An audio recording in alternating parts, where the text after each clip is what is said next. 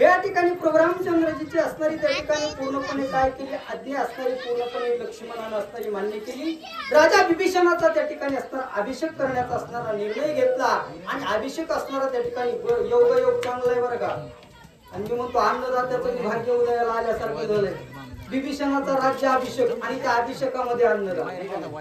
आता तुम्ही म्हणत असताल आतापर्यंत कोणती असणार त्या ठिकाणी तुम्ही कधी काही बोललो नाही, तर आज का बोलायला लागला.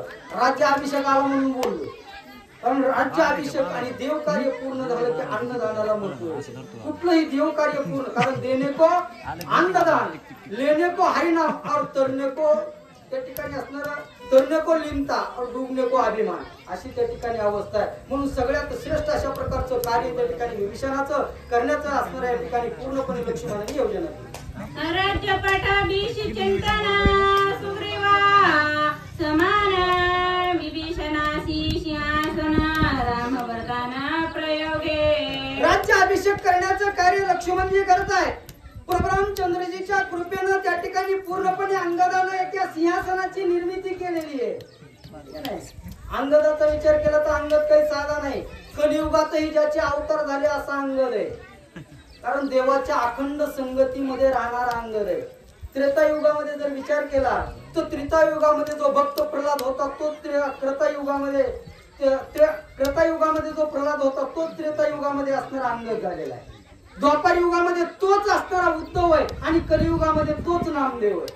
अशी ज्याची परंपरा आहे तो अंगद नावाचा जो वीर आहे, त्या वीरानं त्या ठिकाणी काय केलं, सुंदर अशा प्रकारचं असणारं आयोजन केलं, सिंहासनाची निर्मिती केली आणि सिंहासन असणारा अधीश्वर विभीषण त्या ठिकाणी केला.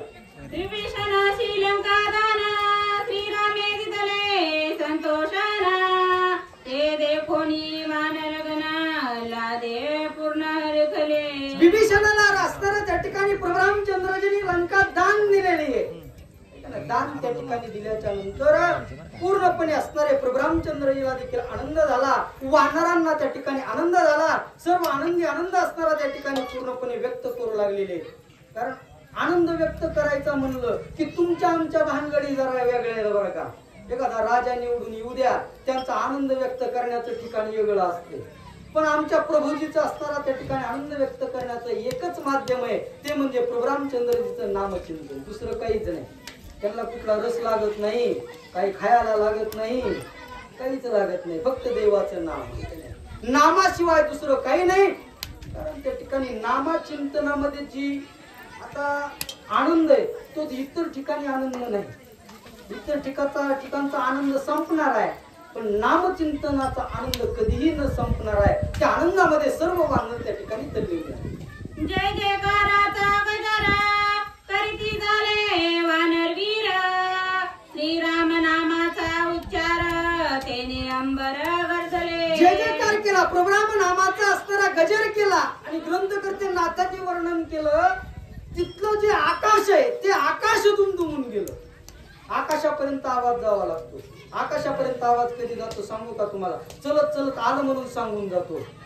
परावाणीच्या देटापासून घेतलेलं नामदेवाला असणार त्या ठिकाणी आकाशापर्यंत जातो.